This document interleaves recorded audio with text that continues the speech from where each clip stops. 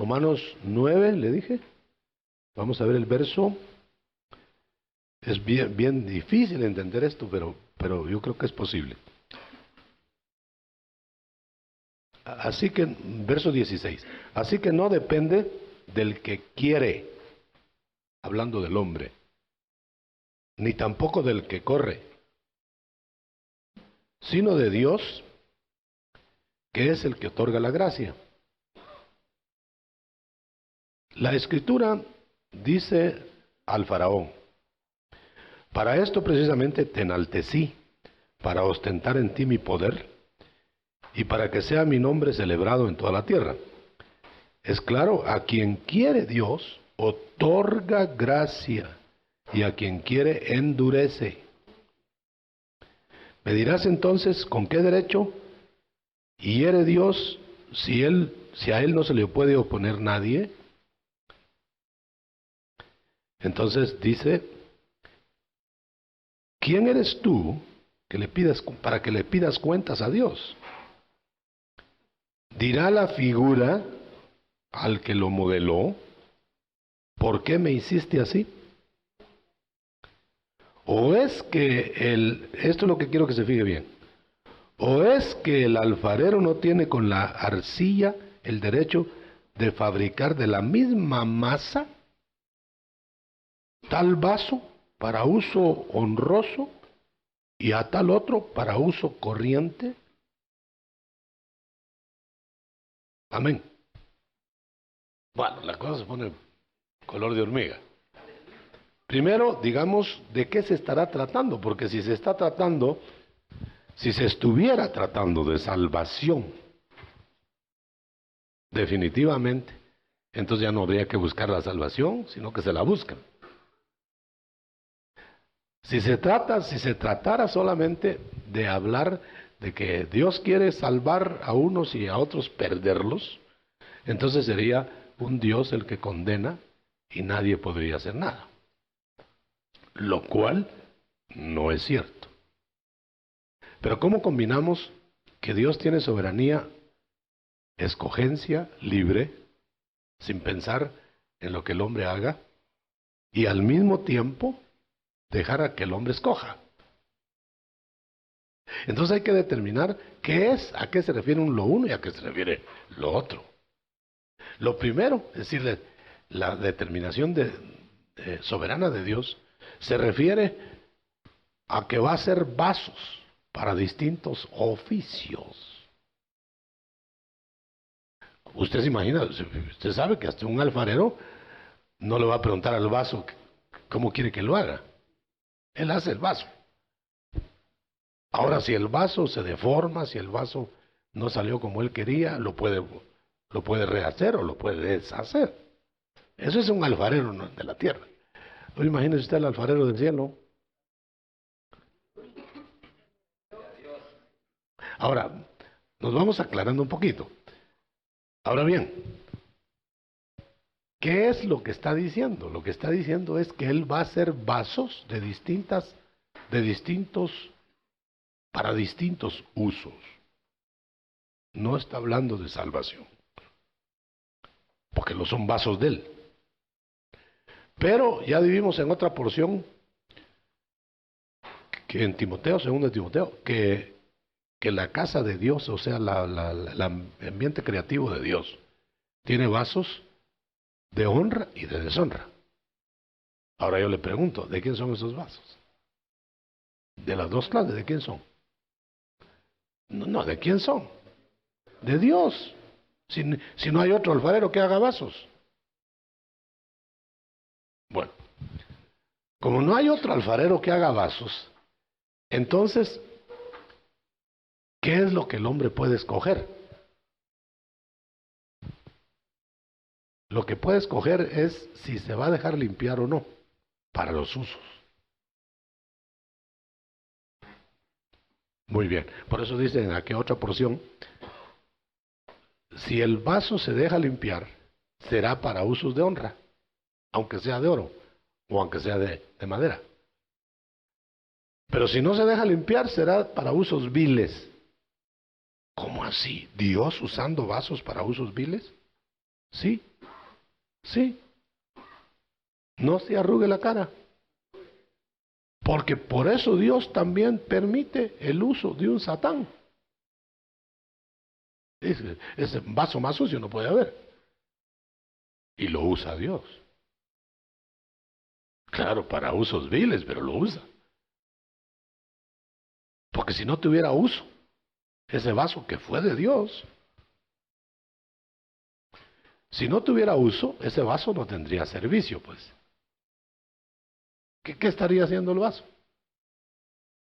Muy bien. Tal vez esto viene a desatar un poquito la pregunta, ¿y por qué se dejaría el diablo actuando? ¿Por qué no lo liquidaron desde el principio? Aún sin prestaciones, echarlo a la calle. Pero porque tiene uso. En alguna porción de la Biblia dice que Dios, fíjese, la palabra no me gusta, pero vamos a interpretarla. En alguna versión dice Leviatán, que es un vaso de uso vil. El Leviatán dice, con él juega Dios. Lo hizo para jugar.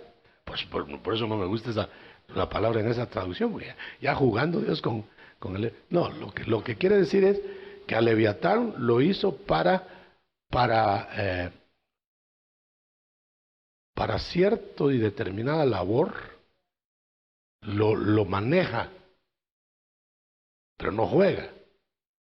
Es un punto estratégico de Dios que va a llenar ciertos y determinados papeles. Así que, por favor, el diablo no hace lo que quiere. Leviatán no es autónomo. Por eso hay una frase que nos trae cierta tranquilidad al que la crea. Dios, cuando no va a permitir una cosa porque su plan no puede ser estropeado, no hay quien la haga. Querían matar a Pablo y Dios dijo no, y no lo mataron en esa ocasión. Querían matar a Jesús y Dios dijo no, y lo quitó de ahí. Querían matar, bueno, y ahí podríamos poner, querían hacerle daño a Esteban, y ahí sí lo hicieron. ¿Por qué? Porque estaba en el plan. O sea que Dios protege a aquel que Él determinó para este papel, y no va a proteger en la muerte física, por ejemplo, al que lo tiene determinado para otro papel. Por eso fue que le dijo a Pedro que él iba a morir y que Juan no. Y los dos eran santos. Bueno, ahí vamos ya deslindando un poquito. Que realmente el que tiene una misión que Dios le dio, predestinada, a ese lo va a proteger Dios. Y nadie le va a poder hacer daño definitivo. Los daños que podría hacérsele al tal serían los permitidos por Dios. Pero si son permitidos por Dios, ¿quién puede hacer algo en contra?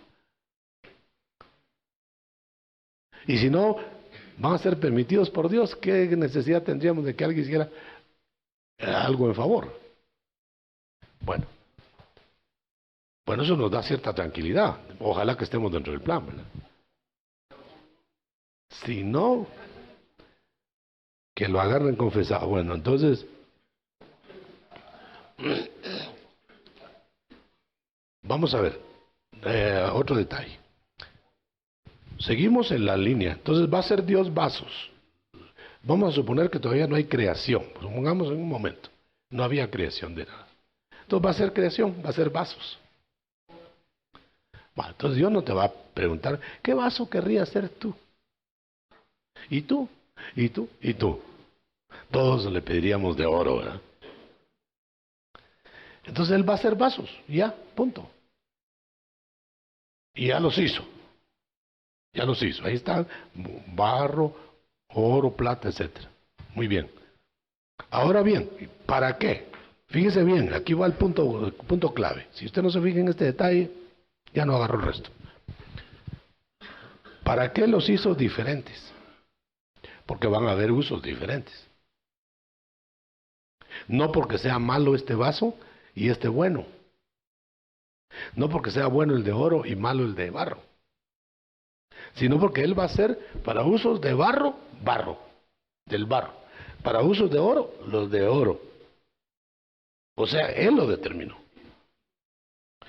Eso se llama, bueno, pero quiero anticipar algo. ¿Cuándo lo determinó? ¿Cuando lo estaba haciendo o antes? Antes. Eso se llama predestinación. El antes de, por ejemplo, el alfarero, antes de hacer el vaso, digamos, todos los que están ahí llevándole el barro, no saben qué vaso va a ser el alfarero. Entonces el alfarero empieza y dice él, voy a hacer un vaso. Ahí está ya, predestinando el vaso.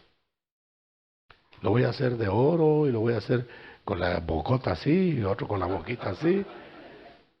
Lo voy a hacer inflado, lo voy a hacer delgado. Bueno, por supuesto que estoy hablando de figura, porque la figura también la busca uno aquí. Según coma.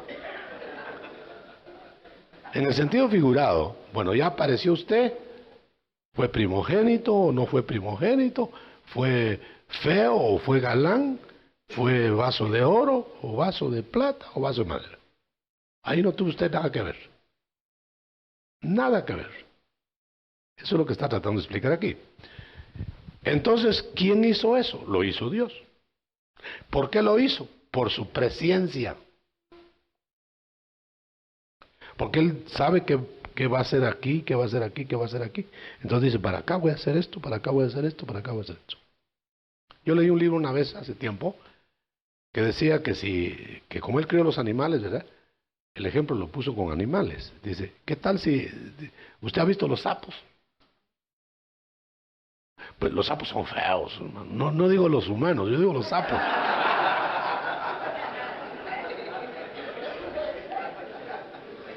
Qué feos los sapos, hermano. Yo creo que difícilmente pudo haber hecho algo más feo que el sapo.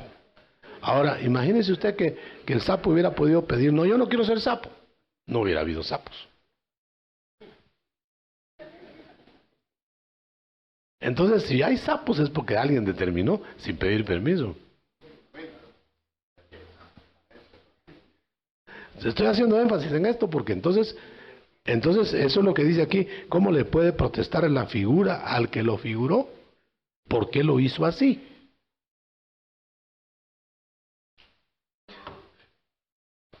Sí podría usted protestar si le están condenando injustamente. Ahora, cuando Dios, por ejemplo, va a indultar, porque indulta, es la gracia. Cuando Dios va a indultar, podrá reclamar el indultado a Dios que por qué no indultó el que no indultaron. Le podrá reclamar, ¿y por qué a mí no me indultaste y al otro sí? ¿Por qué no? Yo estoy hablando en la tierra. Por ejemplo, un rey aquí en la tierra, un presidente. Voy a perdonar a este y a este que lo maten mañana. Los dos son delincuentes. Esa es la gracia, el recurso de gracia que dicen. Bueno, ¿estarán haciéndole agravio al que ejecutaron en relación al que no ejecutaron? ¿Por qué no? Yo veo que dicen que no está haciendo agravio, porque los dos debieron haber sido ejecutados, pero por su culpa de ellos. Ahora, que al uno le dieron gracia, eso es asunto del presidente.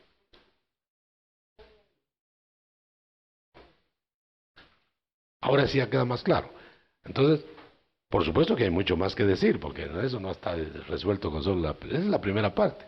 Entonces, ¿por qué Dios me dio gracia a mí, hermano? ¿Por qué? Si era malo igual que los demás o peor. Porque Dios quiso. Ahora, ¿por qué quiso? Eso ya es otro boleto, hermano. Pero fíjese usted que si usted se pone en la mente de Dios, usted podría resolver el problema. Pero ¿quién se va a poner en la mente de Dios? ¿Por qué lo hizo? Entonces, dejémoslo ahí, saber por qué. No porque vio algo bueno, porque no había bueno todavía.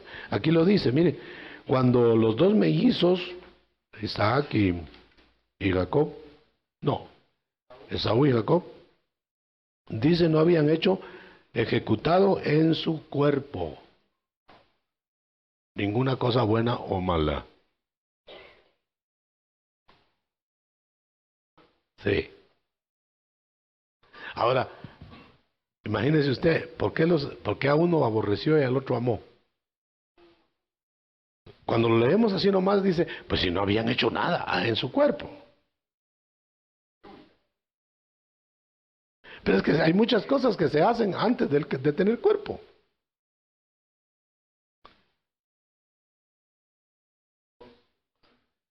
Hay muchas cosas que se hacen, por eso es que dice, nosotros en el tiempo de la gracia vamos a ir a entregar cuentas a Cristo en el tribunal de lo que hicimos mientras estuvimos en el cuerpo.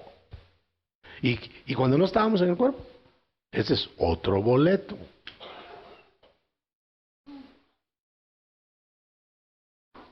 Bueno, y no me pida la cita porque no en todas las Biblias dice lo mismo. Yo estoy entresacando de muchas versiones. Yo tengo quizá todas las versiones ahí. Bueno, entonces eso de en el cuerpo dice una versión. Es como cuando dicen en nuestras versiones que los que resuciten no se volverán a casar ni se volverán a reproducir. En nuestras versiones dice así, pero hay muchas versiones nuevas especialmente que dicen los que resuciten de entre los muertos, que tengan la dignidad de resucitar de entre los muertos, no tendrán reproducción.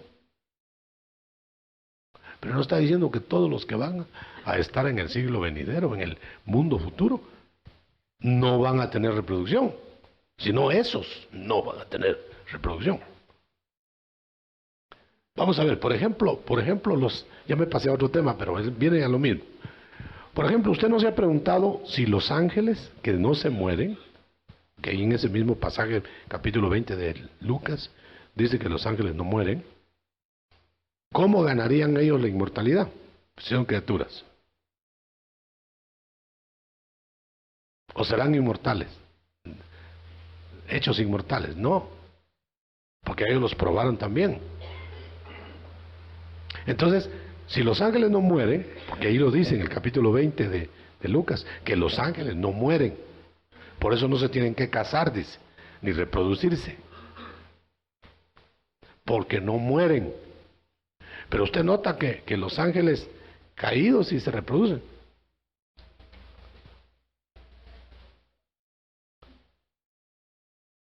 Por ejemplo, los ángeles que no guardaron su dignidad y fornicaron. Bueno,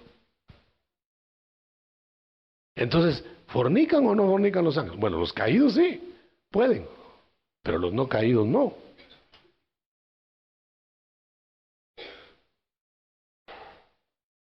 Entonces esto viene a aclarar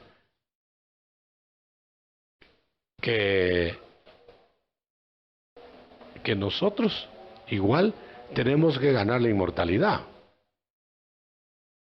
Los ángeles la tuvieron que ganar, no todos la ganaron. Igual es esto. Muy bien, vamos a seguir. No nos esté enredando, ¿verdad? Dirá la figura al que lo modeló, ¿por qué me hiciste así? Bueno, entonces, no puede. Pero, es decir, de antemano Dios, estoy ya aseverando, de antemano Dios decide la clase de vaso. Eso ya está claro. Pero el hombre es el hombre el que va a decidir si quiere ser para usos viles o para usos honrosos.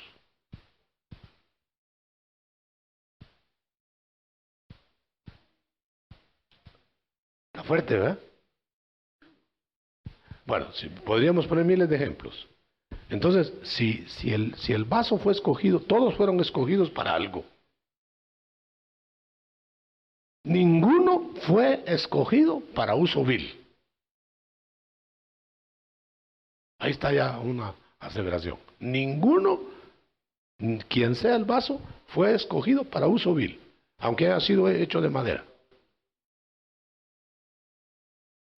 Fue escogido para usos honrosos. Pero Él va a decidir cómo va a ser usado, según se deje o no limpiar de Dios.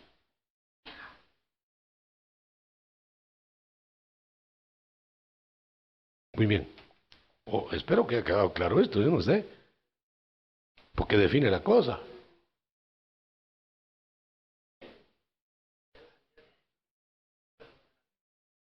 ¿Cuál? Preordenamiento. Bueno, vamos a ampliar algunas otras palabras más claras que el preordenamiento. En primer lugar, tenemos la predestinación.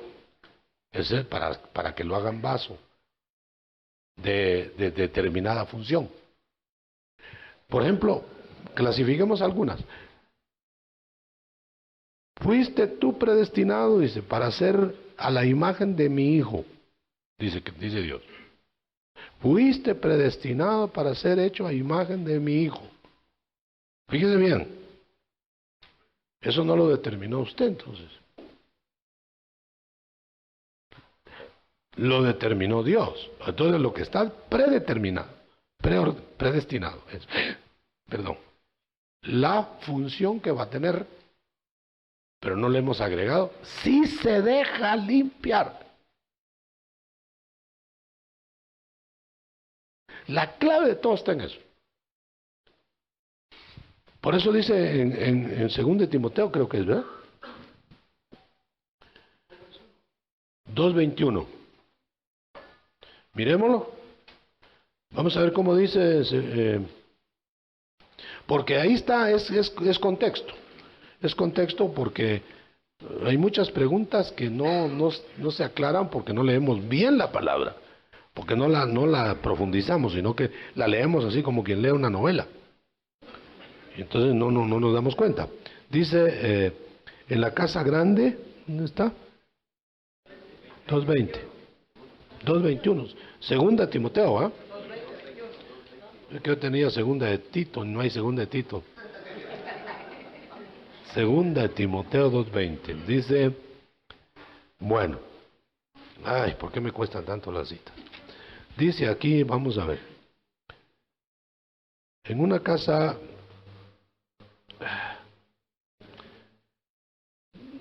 segunda de Timoteo 2, que me cuesta, ya mejor venga usted a encontrarme. 2:20. Al paso que 2:20. Ay, Dios mío. Voy a tener necesidad de telescopio. Gracias, hermano. En fin, en una casa grande, la de Dios, no solamente hay objetos de oro y objetos de plata, sino también hay de madera y de arcilla.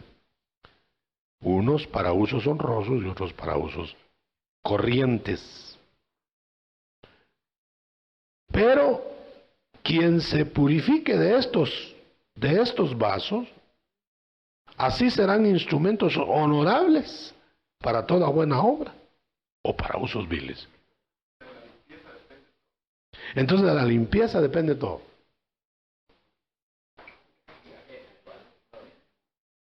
Ahora, el punto es decisivo, por eso les dije que era profundo esto.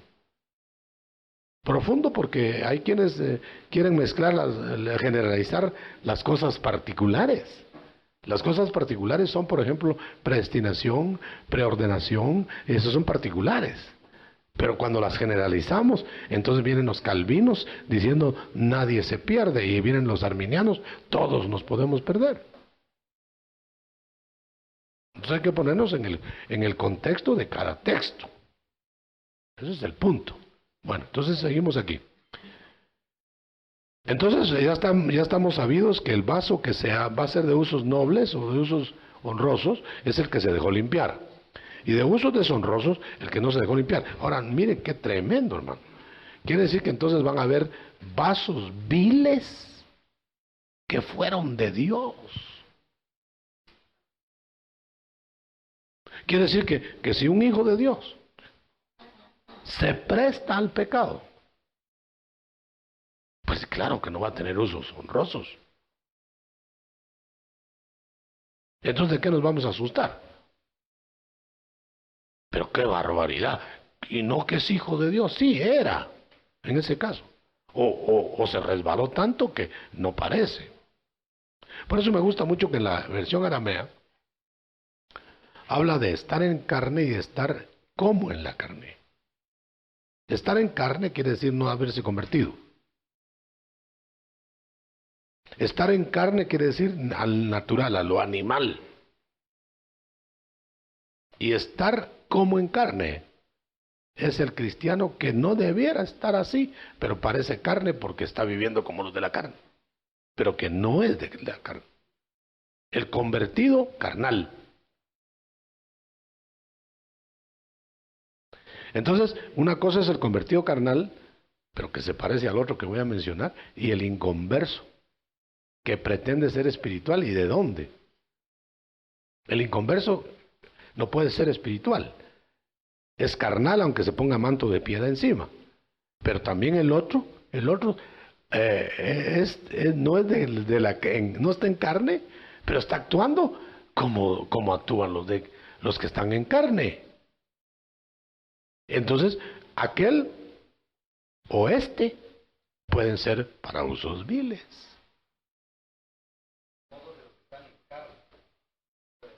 Aramea. Los que están en carne, no pueden agradar a Dios, aunque quieran.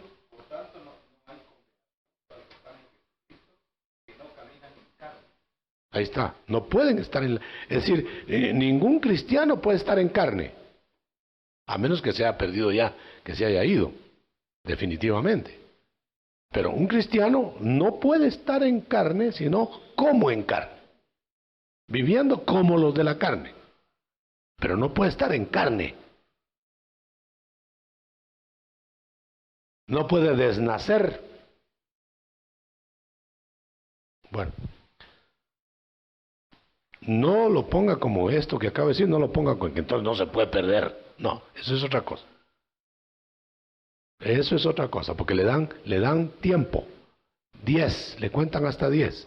Cuando después del 10 cae, a ese sí ya no vuelve a morir Cristo por él. Pero eso es otra cosa. No lo mencionemos mucho para no enredarnos. Entonces, en los vasos de usos, veamos el caso de Faraón, que lo menciona aquí en Romanos 9. El caso de Faraón, 9:23. ¿Por qué a Faraón lo endureció y dice que lo tenía de antemano preparado para destrucción?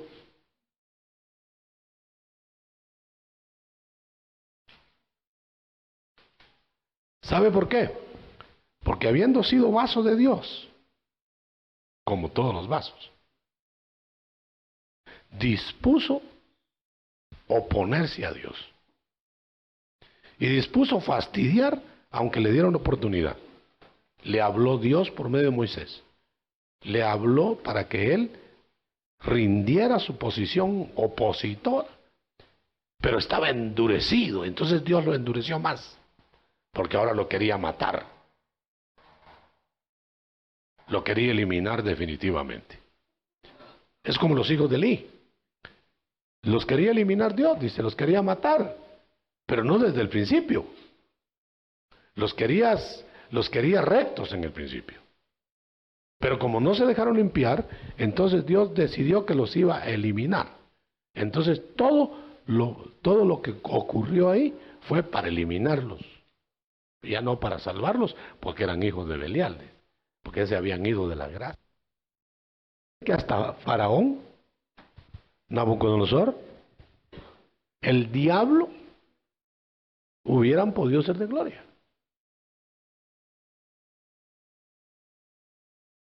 ¿Por qué dice que Luzbel no permaneció en la verdad?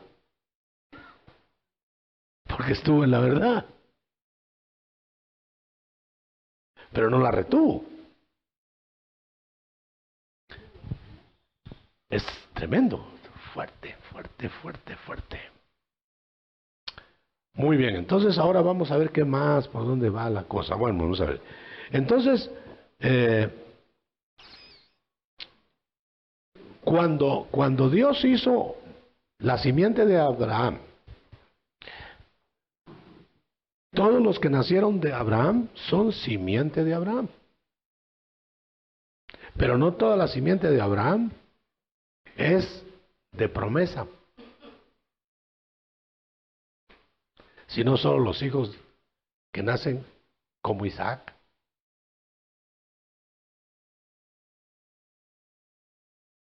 Entonces, tal vez está complicada la cosa, o complicándose, ¿verdad? Pero mire, si Dios hizo, dice, lo leo, porque aquí lo dice claro, lo dice. Aunque fuera el número de los hijos de Israel, 9:27, aunque fuera el número de los hijos de Israel como la arena del mar, o sea, todos los hijos de Abraham, solo un residuo será salvo. ¿Por qué? Porque solo son los nacidos como Isaac, los descendientes de Abraham. No los nacidos de Agar, ni los nacidos a la manera de, ni como diríamos, sí, Isaac es una rama e Ismael la otra. Pero usted sabe que hay tres posibilidades. Está Esaú. Esaú no era hijo de Agar. Entonces ahora surge una duda. ¿Se perdería definitivamente Esaú? Porque los que se pierden son los de la rama de Ismael. Hijos de Abraham, pero de Ismael. Están perdidos. A menos, pues, aparte si se dejan limpiar. Pero yo digo, están eliminados. Pero los que nacen como Isaac, que digo como Isaac, pero los que nacen como Jacob, en Isaac la descendencia, pero unos nacen como Jacob y otros nacen como Esaú. Ahora, los que nacen como Jacob serían los que aprecian lo espiritual y anhelándolo, sacrifican todo por eso. Entonces se dejaron limpiar, porque los dos eran sucios, Jacob y Esaú. Tanto que Jacob es tramposo, dice, estafador. Entonces los dos estaban sucios, pero uno se dejó limpiar y fue usado en honra. El otro no, y fue usado en deshonra. Pero definitivamente rechazado. No sería, porque todos citan, dicen, que Esaú no fue perdonado porque le perdonó, no lo perdonó el padre. Pero ese es el perdón en cuanto a alcanzar la primogenitura otra vez. No la salvación, porque lo bendijo. Pero no lo bendijo con la primogenitura, aunque le lloró. Entonces lo único que le quitaron a Esaú en ese caso, interpretándolo a la luz de lo que estamos diciendo, es el rango.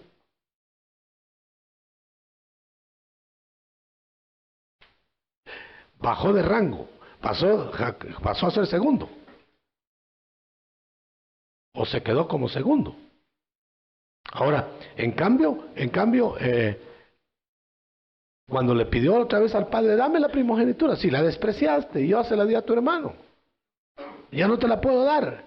El rango. Dejémoslo allá, si se salvó no, eso es cuestión de él. Eso ya no es ni cuestión suya tampoco, ni mía. A mí me preguntan mucho, ¿se salvaría Esaú? Porque dice que no lo perdonaba. Ay, ahí le cuento cuando le platique yo al otro lado. Ahora, el nacimiento como Isaac es imprescindible para ser salvo eternamente, entonces todos los que se salvan por promesa y por dejarse limpiar. Pero por dejarse limpiar se salva de rango. Pero por promesa se salva. En cierto sentido, si no se deja limpiar, se perdería. Entonces, las dos cosas se tienen que combinar. Ahora, ¿dónde le preguntan al vaso si va a ser de honra o dónde lo presupuestan de honra? En la preexistencia. ¿Y dónde lo condenan o lo eximen? Aquí en la tierra. Cuando ya se decidió a limpiarse o no. Parece que fuera largo. Esto estaba fuerte, ¿eh? Yo lo veo que está usted perplejo y yo peor. Bueno. Entonces, ¿dónde está eso de quién es el...? Vamos a ver. Isaac, nuestro padre, verso 10. Isaac, nuestro padre, de los salvos, nuestro padre de los salvos. Entonces no todos los hijos, por eso se entiende ahora, no todos los hijos de Abraham serían en este caso los salvos. Solo los que son a la manera de Isaac. Entonces Isaac es padre de todos los salvos.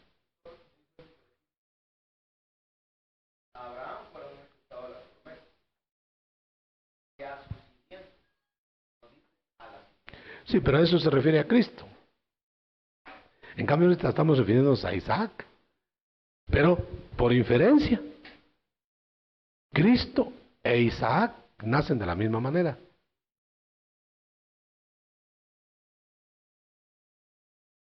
Por promesa del Espíritu. Entonces quiere decir que, en cierto sentido, sí y no, la propuesta del vino. Entonces, el que nace de arriba, según promesa, ese es hijo de Isaac, a la manera de Isaac, aunque no sea hijo de Abraham en el sentido físico, porque si no estaríamos descartados nosotros. Los hijos de Abraham son hebreos, pero nosotros entramos a formar parte en adopción de una descendencia de Abraham espiritual, que nace de arriba. Por eso le llama estrellas y a los otros le llama arenas. No hay arenas en el cielo, por eso se dijo que no hay arenas en el cielo. Las arenas están en la tierra y en la costa. Por lo menos hay más, ¿verdad? Bueno, ahora bien, Isaac nuestro padre, cuando no había aún nacido, cuando no habían nacido aún los mellizos, ni habían aún ejecutado cosa buena o mala, surgió un decreto del designio de Dios. Hermano, ¿quiere decir que hay decretos antes de que uno nazca?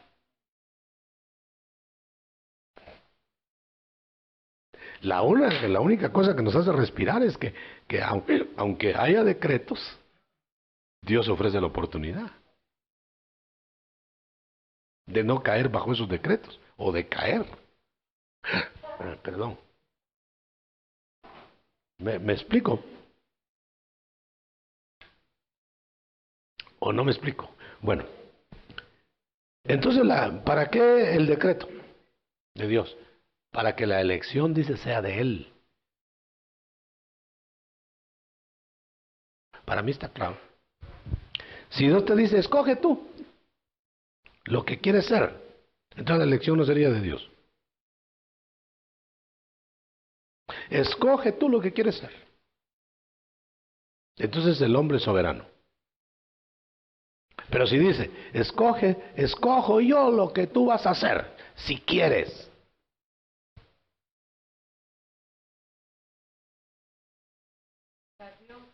Por eso yo no entendí una vez que tuve una revelación que me decían la palabra siguiente: yo quiero lo que tú quieres. Dije, ¿cómo así? Entonces puede uno vivir como quiere, entonces. Y Dios quiere eso. No. Lo que quiere decir es que Dios va a complacerte en lo que tú quieres complacerte, pero te va a pedir cuentas. ¿Quiere un ejemplo bíblico? Queremos carne en el desierto y no maná. Muy bien, los va a complacer.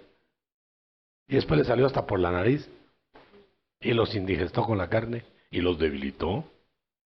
Ahí está, pues, ahí está que Dios quiere lo que tú quieras. Sansón, yo quiero que seas campeón. Y cada round era costalazo de Sansón, hermano. Yo quiero que seas campeón, invicto. Y perdía cuanta batalla tenía. Me refiero personal, aunque vencía a los enemigos. Entonces Dios dijo, bueno, Sansón, yo quería que fueras campeón. Ahora vas a ser un derrotado porque tú lo escogiste. Yo digo que más claro no lo puedo hablar. Entonces tú puedes decidir si vas a ser un derrotado continuo o un victorioso. Capítulo 12 de Romanos dice en esta forma, hermano. Mire qué interesante. Que la voluntad de Dios tiene 4 aspectos. La voluntad de Dios, mejor dicho, la complacencia a Dios tiene cuatro aspectos. Primero, estoy sacando de ahí de las líneas del 12.1, para que pueda uno comprender la voluntad de Dios, buena voluntad de Dios, agradable, perfecta y no sé qué. Bueno, saco yo. Si tú quieres ser malo, habiendo sido salvado, puedes serlo. Puede serlo. Y vas a ofender a Dios. Pero Dios no te lo va a impedir. 1. 2. Puedes evitar lo que te hace daño a ti. Y eso está bueno. Pero con dejar de hacer lo malo que te hace daño a ti, no estás haciendo lo bueno. Solo estás dejando de hacer lo malo. Porque te hace daño. Vamos 2, ¿no? 3 ahora. Pero cuando tú haces lo que a Dios le agrada, eso ya es excelente. 4. Pero cuando tú haces todo lo perfecto en Dios, perfecto en el sentido maduro, entonces eso es lo óptimo. Malo, bueno, excelente y óptimo. ¿Cuántos son? 4. Dejar de hacer lo malo, pues ya, bueno, ya dejaste de hacer lo malo, pero no eres bueno. Solo dejaste de hacer lo malo.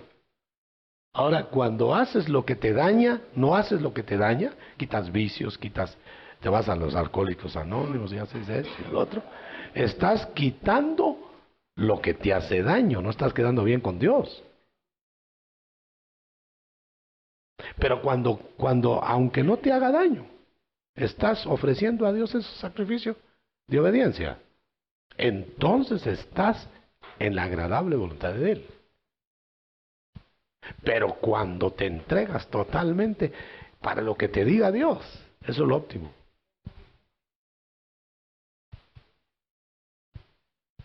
Eso es lo óptimo. Cuando te dice Dios, ahora estás consagrado, Pablo lo dijo, Señor, yo ya me di entero, ya mi libación, ahora solo la corona. Eso es lo óptimo. Aleluya. Entonces limpiarse no quiere decir nada más una duchita. Hay que pasarse jabón y que sacarse lustre.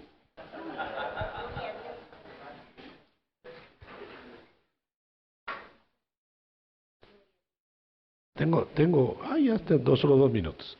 Entonces, finalizando pues, entonces la elección, el mayor servirá al menor, es decreto divino.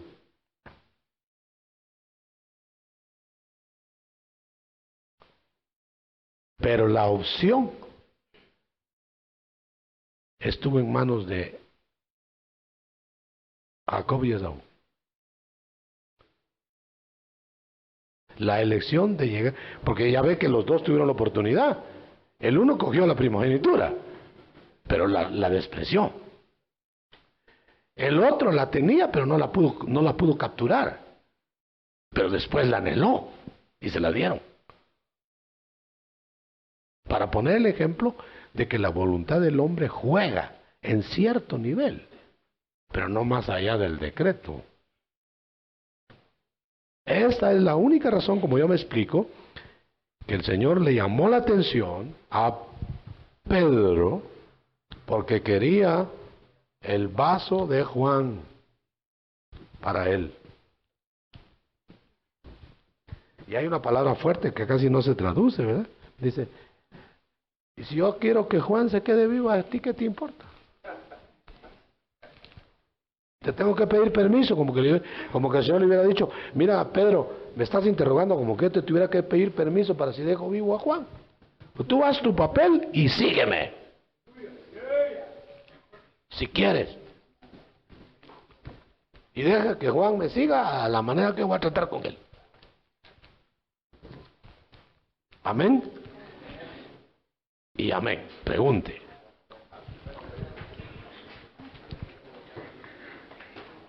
Me pongo dulce en la boca por lo amargo que venga.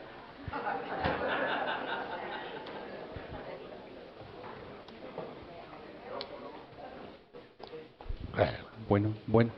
Hermano Otto, tengo una duda respecto a la predestinación.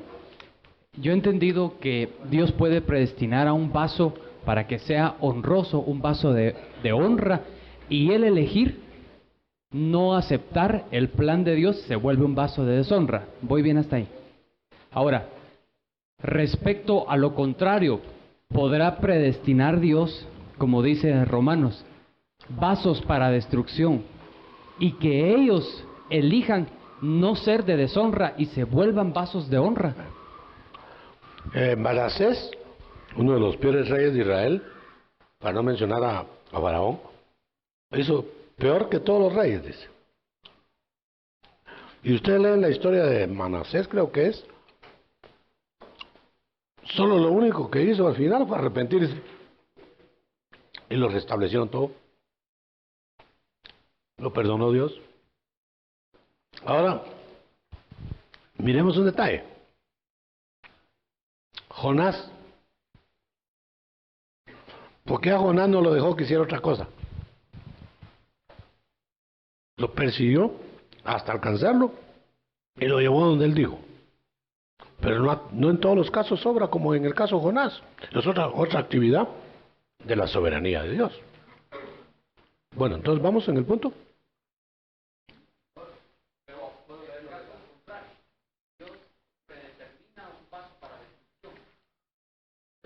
Lo destruye. Pero si este vaso en la tierra decide consagrarse a Dios, lo perdona. vuelve lo contrario. ¿Seguro? De la predestinación para el vaso de oro. ¿Seguro? Sí. Lo que pasa es que debe tener una banda de probatorio que deben aprovechar los vasos. En el caso de Nínive, ¿Qué tiene?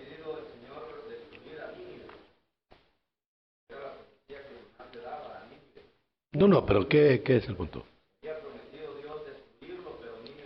Sí, es que el arrepentimiento es quitar el castigo que viene, ¿no?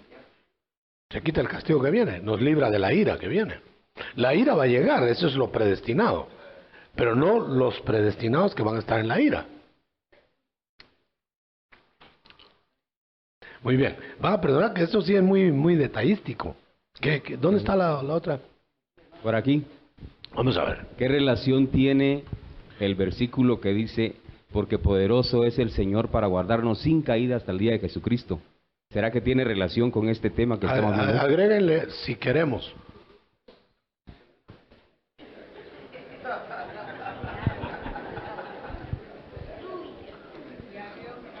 Es que ¿saben qué? El libre albedrío del hombre es el famoso si quieren.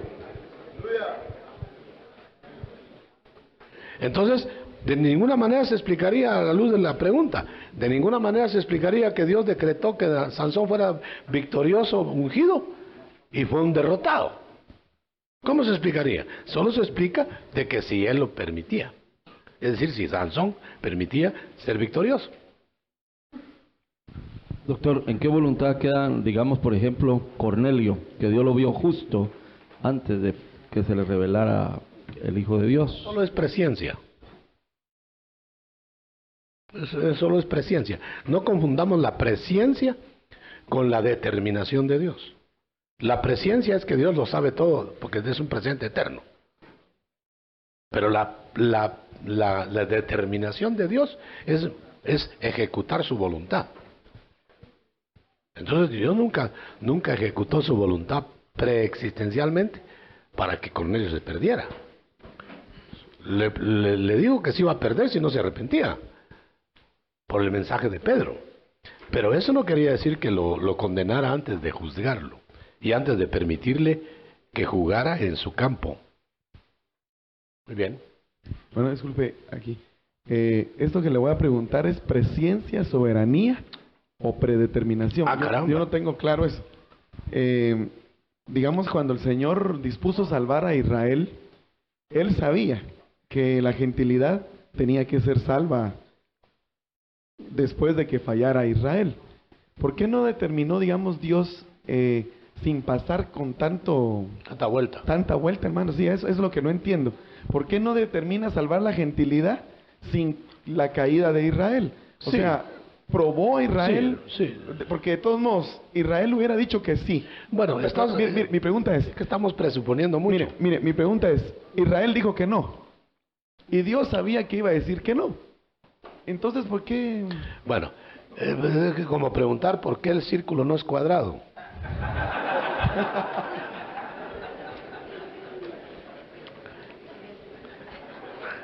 Es bien difícil, hermano, porque... No, pero hay explicación. Vamos a ver, por ejemplo...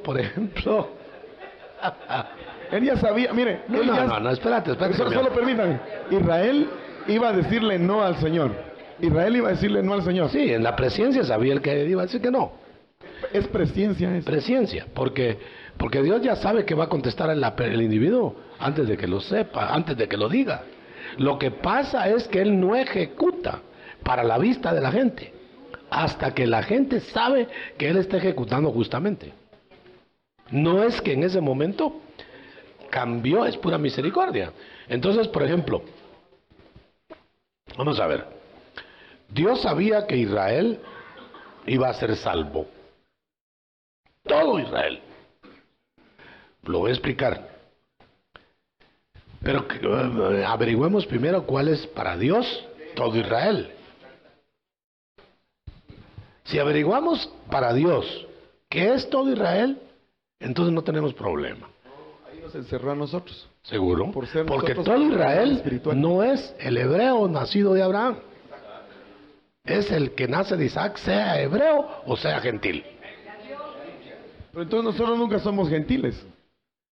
Porque éramos Israel espiritual en la presencia. Sí, pero fuimos en la presciencia. Pero fuimos adoptados en la acción. Es que una cosa es que Dios prueba, no para ver Él cómo está el hombre. Sí, ya lo sabe. Él lo prueba al hombre para que los hombres sepan quién es ese.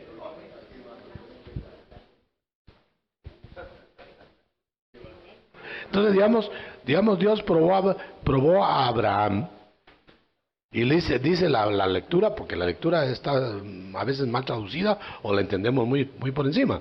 Dice, Y entonces Dios supo que Abraham le era fiel. Ah, bueno, eso lo dice para que nosotros lo entendamos, pero dice para mostrar a Abraham como padre de la fe.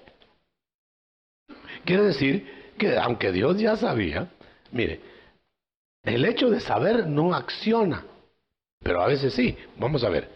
Por ejemplo, ¿Dios sabía cuántos iban a entrar al arca? ¿O no? ¿Y por qué hizo una arca como para 10 veces más?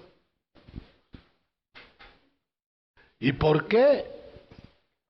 Si él hubiera sabido que iban a entrar todos, no hace arca de ese tamaño. ¿Por qué no hubieran cabido? No, eso ya es aparte. Entonces quiere decir que Dios tiene unos planes que nosotros no entendemos, como la pregunta que está haciendo Alex. Son extraños. Le parecen a uno raros. ¿Por qué Dios no llevó a Israel en 11 jornadas a Canaán si era la promesa? ¿Por qué lo llevó en 40 años? Por causa de la dureza de Israel. Y la misericordia de Dios los esperó 40 años. Si ellos no se endurecen, en 11 días llegan.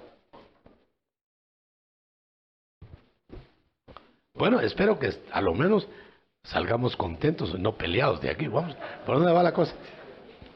¿Dónde? Los agarré en falso, fuera de base. Bueno, hermano apóstol, hay varias preguntas con relación al caso de Judas. Quisiéramos que... ¿Quieren salvar a Judas?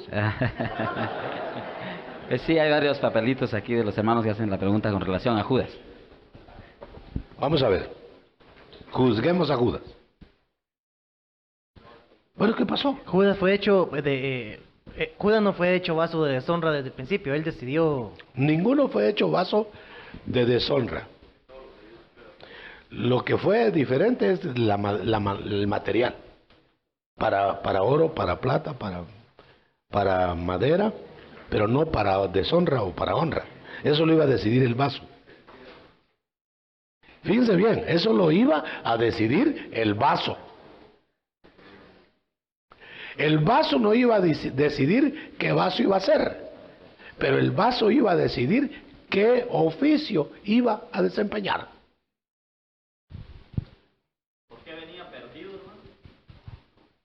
Porque delinquió para estar perdido como nosotros delinquimos cuando nos perdimos.